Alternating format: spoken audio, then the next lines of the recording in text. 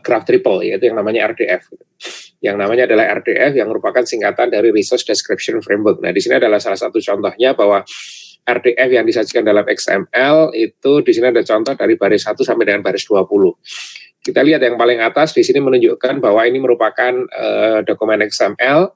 Kemudian di bawahnya itu dari RDF sampai dengan yang paling bawah di sini RDF ini menunjukkan tentang opening tag dengan closing tag. Nah, nanti teman-teman akan belajar lebih detail bagi yang belum terbiasa apa istilahnya di depannya ini ada yang RDF huruf kecil dan RDF huruf besar. Ini maknanya apa? Nah, di dalam XML karena kita itu bisa menggunakan tag kita sendiri, maka kadang-kadang ada satu terminologi yang sama untuk menggambarkan hal yang berbeda. Sajikan data itu ada yang kodenya sama untuk hal yang berbeda. Misalkan saja kalau teman-teman itu bicara atau mungkin mengatakan saya pernah TPA misalnya, atau saya pernah ke TPA. TPA ini kan tergantung sebenarnya. Kalau yang bicara teman-teman sesama mahasiswa S2 mungkin yang dimaksud TPA adalah tes potensi akademik. Tapi ketika misalkan teman-teman itu mungkin punya anak kecil, saya juga pernah ikut TPA. Gitu. TPA-nya adalah bisa jadi adalah Taman Pendidikan Al-Quran atau tempat penitipan anak. Gitu. Tapi kalau teman-teman kemudian bicara dengan Kim Praswil, prasarana wilayah, mungkin yang dimaksud TPA adalah tempat pembuangan akhir. Jadi artinya sama-sama TPA itu bisa jadi untuk menggambarkan konsep yang berbeda. Tetapi di sisi yang lain juga bisa terjadi bahwa hal yang sama, artinya entitasnya itu sama, topiknya itu sama, tapi disajikan dengan representasi yang berbeda. Misalkan kalau teman-teman mau membuat database yang menyimpan data mahasiswa, ada yang menggambarkannya itu adalah student ID, ada yang ID, ada yang NIM, ada yang no MHS atau apapun, itu sebenarnya mengarah pada simbol yang sama, yaitu nomor identitas mahasiswa yang biasanya berupa nomor induk mahasiswa. Tapi kemudian nanti di dalam tag-nya atau di dalam field-nya namanya ya terus suka-suka. Bisa ID, bisa student ID, bisa NIM, no MHS atau yang lainnya. Nah, ini ada dua hal yang sama-sama perlu kita pertimbangkan. Nah, jadi di sini kenapa kemudian di sini ada tag yang namanya RDF dengan huruf besar, di depannya itu diberi semacam prefix. Prefix ini adalah sebenarnya untuk memberikan batasan. Saya yakin teman-teman kalau kemudian melihat representasi nomor mahasiswa itu juga konsepnya sama. Gitu. Yang paling kanan pada nomor mahasiswa itu adalah nomor induk fakultas. Nah, nomor induk fakultas itu sebenarnya belum unik, belum menjamin unik. Kenapa? Karena kalau misalkan nomor induk fakultasnya itu 5.000, sebenarnya itu menandakan bahwa Anda itu adalah mahasiswa ke-5.000 di fakultas tersebut. Dalam UGM ini yang punya nomor induk fakultas 5.000 bisa jadi tidak hanya Anda. Ada juga mahasiswa yang ke-5.000 di fakultas ISIPOL, mahasiswa ke-5.000 di fakultas teknik. Sehingga kalau kemudian, Mas, nomor mahasiswanya berapa? 5.000. Kalau yang ada di benak Anda adalah 5.000-nya itu bagian paling kanan dari nomor induk mahasiswa UGM, itu belum menjamin unik. Tetapi kalau yang Anda bayangkan 5.000 itu adalah nomor 2 dari kiri, jadi paling kiri biasanya adalah tahun angkatan, kemudian ada angka di belakangnya, 5 atau 6 digit, saya nggak terlalu ingat. Nah, itulah yang kemudian kalau yang Anda sebut yang itu memang unik, karena itu nomor induk universitas. Setidak-tidaknya uniknya di UGM gitu. Nah, lalu apa hubungannya dengan ini? Dengan ini tadi kita sudah katakan bahwa nomor yang paling kanan 5.000 yang nomor induk fakultas belum tentu unik, tetapi bisa dibikin unik dengan apa? Dengan menambahkan prefix di depannya. Nah, kalau teman-teman lihat nomor induk mahasiswa itu kan nomor 2 dari kanan, itu kan ada kalau teman-teman mungkin PPA ya kalau nggak salah. Nah, kalau sudah PPA 5.000 itu kemudian di dalam UGM akan jadi unik. Kenapa? Artinya mahasiswa ke-5.000 dari program Pasca Sarjana MIPA. Nah, jadi yang namanya PPA ini adalah semacam prefix yang ditambahkan untuk kemudian ketika digabungkan dengan data yang lain itu menjadi unik. Kalau nggak ada dia, itu nggak unik. Nah, ini juga sama. yang ada di dokumen XML ini ada yang namanya prefix nantinya, atau istilahnya namespace. Jadi di sini misalkan saja kalau kita lihat di bawahnya ada XMLNS DC terms, ada XMLNS FOAF. Jadi XMLNS ini adalah untuk menjadi prefix, ini adalah definisi namespace. Ada DC terms, ada FOAF, ada RDF, ada skema, ini adalah definisi untuk namespace. Sehingga di sini bisa kita lihat apa namespace DC terms, HTTP, PURL, bla bla bla. Nah ini artinya bahwa kalau nanti ada atribut-atribut atau ada elemen yang di depannya ada kata-kata DC term, sebenarnya dia didefinisikan oleh URL yang dituliskan atau yang saya highlight.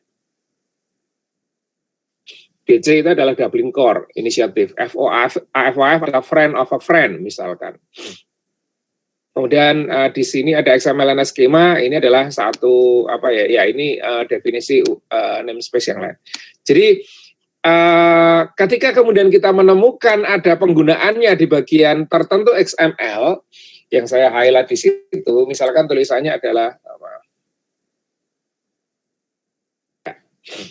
misalkan di sini kita melihat ada tulisan FOAF knows RDF resource, maka ini berarti knows itu sebagai elemen itu adalah knows yang didefinisikan oleh FOAF. Jadi kalau nanti Anda bikin tag atau bikin elemen yang namanya knows, kalau depannya itu tidak ada kata FOAF, maka itu dianggap kemungkinan itu adalah knows, tapi berbeda konsep. Tapi kalau sudah di depannya ada titik 2 FOAF seperti itu, maka berarti knows yang dipakai di sini adalah knows yang didefinisikan atau ditentukan di dalam namespace yang disebutkan di atas. Nah, kita coba cek ini kira-kira apa belakangnya tadi. Jadi di situ ada tulisan xmlns.com FOAF 0.1 misalkan saja.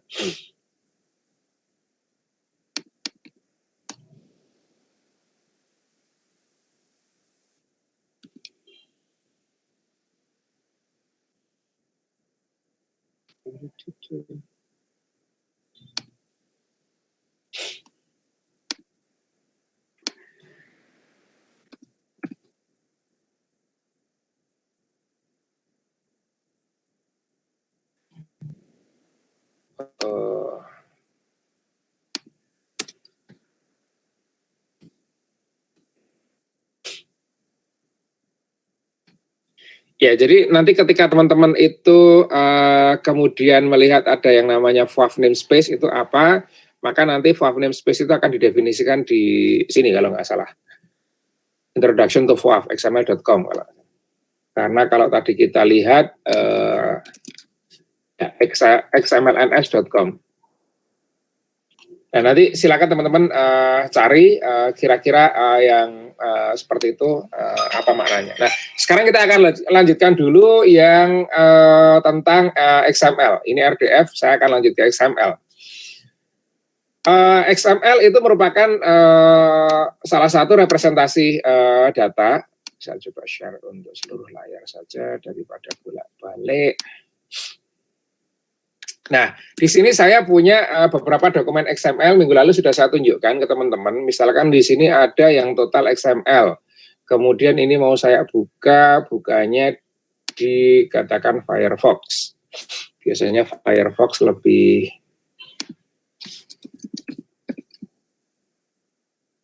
akomodasi standar-standar yang ada.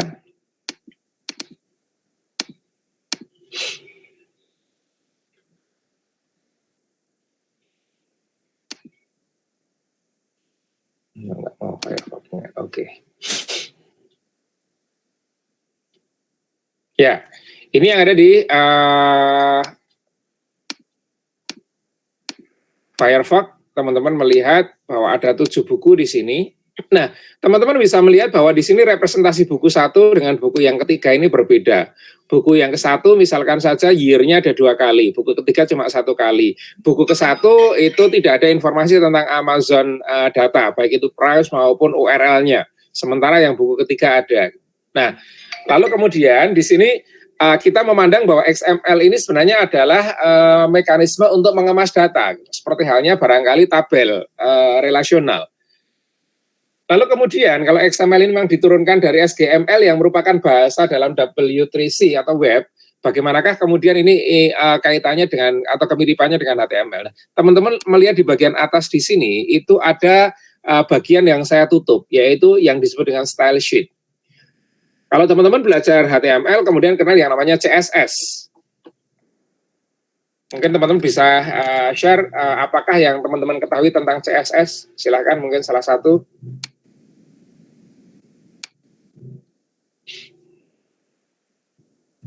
Ayo, silakan salah satu apa yang diketahui tentang CSS.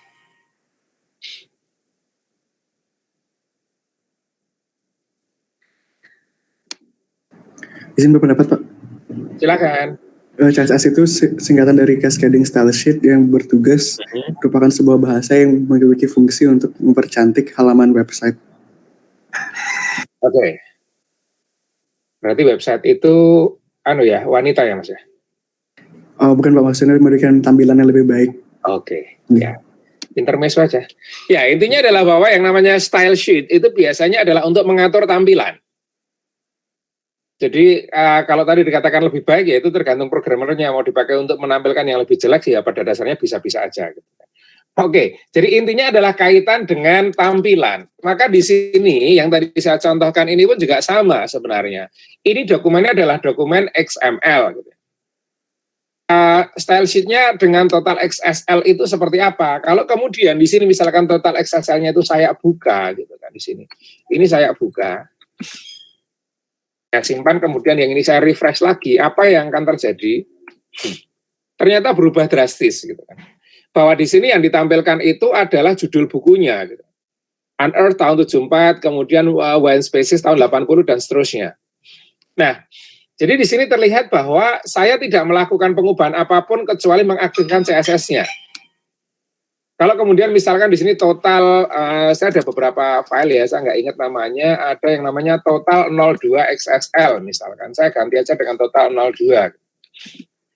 Saya simpan lagi, kemudian ini saya refresh lagi.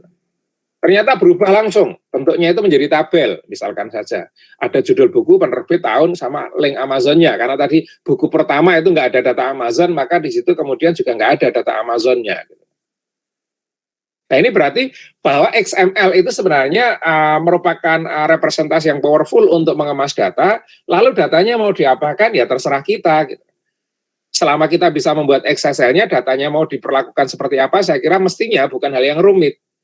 Nah ini juga yang kemarin kita katakan bahwa Traveloka, kemudian Agoda, atau mungkin layanan-layanan layanan-layanan wisata yang lain itu sebenarnya mereka tidak harus punya data sendiri. Mereka bisa aja kemudian merequest ke mereka-mereka yang punya layanan, ya ini udah dari reminder 10 menit lagi saya harus wawancara. Ya, jadi mereka merequest, katakan oke, Traveloka merequest ke Garuda, Traveloka merequest ke misalkan Citylink, Traveloka merequest ke misalkan Lion dan seterusnya. Nah, Garuda, kemudian Citylink, Lion bisa jadi sistemnya berbeda. Tapi ketika mereka kemudian menjawab permintaan dari katakan Traveloka itu dalam format XML, XML-nya mungkin formatnya berbeda, selama Traveloka itu bisa mengubah XML dari mereka itu ke bentuk yang diinginkan oleh Traveloka, maka tidak sulit bagi Traveloka diubah dulu, setelah bentuknya seragam, baru kemudian yang seragam ini dikombine atau di render di halaman yang biasa kita lihat kalau kita menggunakan layanan Traveloka misalkan. Nah, dengan total 02 berubah menjadi seperti itu, gitu. Karena kita akan cek lagi ada yang namanya total KCL misalkan. Saya ubah, kemudian di sini saya hanya merefresh. Ternyata perintahnya berubah menjadi perintah semacam XML, insert into dan seterusnya. Nah, kenapa bisa seperti ini ya? Karena sebenarnya XSL dalam dari total KCL ini aja yang langsung saya ambil sebagai sampel.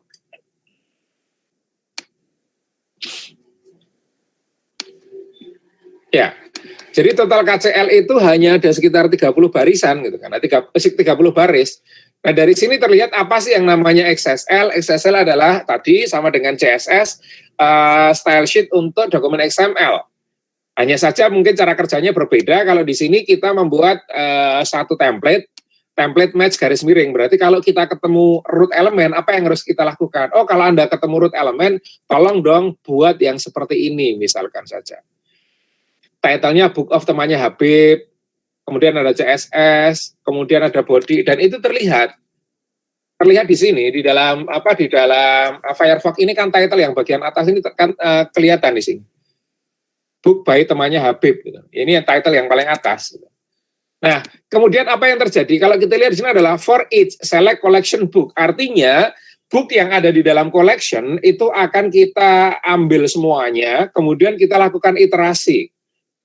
Iterasinya apa? Iterasinya adalah kemudian berarti untuk masing-masing buku nanti akan ditampilkan title-nya, publisher-nya, year-nya, dan Amazon datanya. Nah, itulah kenapa kemudian kalau teman-teman itu menggunakan for each ini munculnya menjadi 7 data gitu. 7 data ini tadi 1 2 3 4 5 6 7. Nah, ini kalau kemudian teman-teman mencoba untuk mengubah dari satu XML ke dokumen yang lain, dalam hal ini adalah HTML. Nah, kalau kemudian saya tidak ingin pakai balet, Pak, saya pengennya itu pakai numbering, ya tidak masalah karena teman-teman kalau tahu programming HTML-nya juga sederhana. Kita di sini pakai UL, ya kita ganti saja pakai OL misalkan. Kalau ini sudah kita ganti pakai OL kan mestinya kan akan jadi ordered list. Gitu. Kalau UL memang tidak. Jadi di sini kemudian ketika kita refresh berubah dari 1 2 3 4 5 6 7 misalkan. Atau teman-teman pengen membuat yang tulisan insert into sampai dengan values ini warnanya merah, ya itu sangat bisa gitu kan. Karena ini adalah benar-benar HTML. Jadi misalkan saja di sini dibuat span kemudian style sama dengan misalkan saja color-nya adalah red, font style color-nya adalah red, kemudian sebelum LI di sini saya tutup dengan span-nya. Gitu. Ketika ini sudah saya ubah, ini saya refresh, font style-nya adalah salah tulisan style LE. Ya, maka kita akan dapatkan bahwa yang tadinya biasa saja menjadi berwarna merah. Kalau misalkan saja pengen yang dibuat warnanya merah itu hanya yang tadi, yang tidak sampai ke ujung, ya bisa aja. Span-nya aja, kemudian kita tutup sampai ke values ini saja, misalkan saja. Maka misalnya yang akan berwarna merah hanya bagian yang itu saja. Nah ini intro saja teman-teman, bagaimanakah teman-teman punya dokumen XML, kemudian nanti dengan XSL itu bisa kita ubah sesuai dengan keinginan kita. Bahkan 2 atau 3 dokumen XML itu juga bisa dibuat penggabungannya menjadi satu gitu kan, dengan cara XML import. Jadi nanti teman-teman akan bisa pelajari sendiri, ada yang namanya XML import, bagaimana penggunaannya. Saya kira mungkin nanti di lain kesempatan kita bisa bahas lebih detail. Oke, sementara itu intronya, ada yang mau ditanyakan sebelum saya mohon izin karena jam 8 saya harus ready.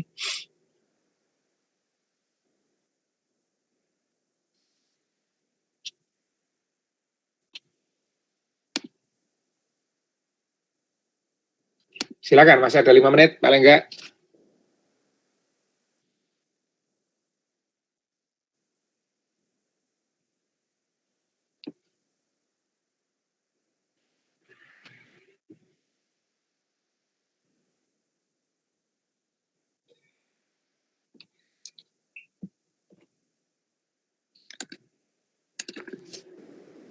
Yuk teman-teman, ada yang mau ditanyakan? Belum Pak mungkin. Oke, kalau belum, jadi tolong nanti di refresh atau mungkin diperkaya, tolong baca tentang XML dengan mungkin lebih detail. Kemudian teman-teman barangkali akan saya minta untuk juga membuat summary tentang dokumen RDF. Jadi ini dokumen RDF, saya akan share URL-nya di semoga chat-nya bisa. Oke, jadi URL itu ada tentang RDF, tolong teman-teman buat summary. Ini sekarang adalah hari Kamis, kemungkinan besok siang saya akan minta teman-teman kumpulkan di platform Google Classroom. Besok siang kemungkinan selambat-lambatnya jam 15.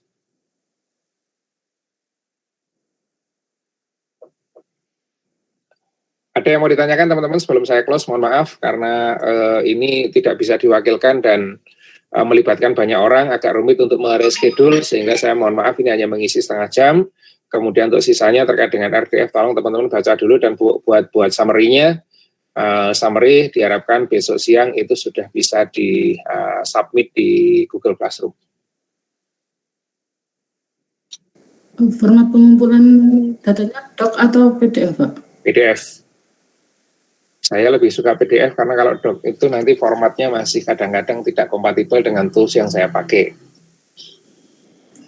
Baik, terima kasih, Pak. Yuk, terima kasih. Baik, kalau tidak ada untuk sementara itu dulu, saya mohon maaf atas kehadirannya. Untuk teman-teman yang tadi mungkin belum sempat presensi, saya akan share lagi QR code